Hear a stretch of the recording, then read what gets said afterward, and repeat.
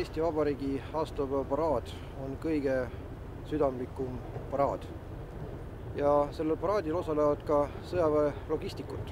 Kokku on meil 22 ühikut tehnikat, alates poolhaagistest, meditsiini, transpordivahenditega, kütuseveokid ja välitöögimeeskond. Meie jaoks paraadi ettevalmistus hakkab tehnika ettevalmistusest. Tehnika peab olema valmis liikuma 24 tundi ööpäevas, 7 päeva nädalas, 365 päeva aastas. Viimasel nädalal oleme harjutanud ka formatsioonis liikumist, et joondumine, vahed oleksid ilusad ja ühtlased. Ma olen siin lähipäevadel harjutanud sõitmist, proovinud, kuidas hoida head tempot, õiget tempot ja olen jälginud, et ka minu kolonn oleks õigete vahedega.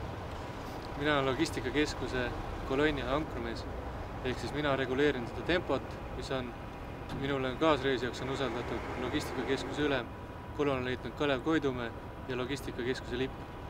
Paraad on tähtis väga mitmel eesmärgil.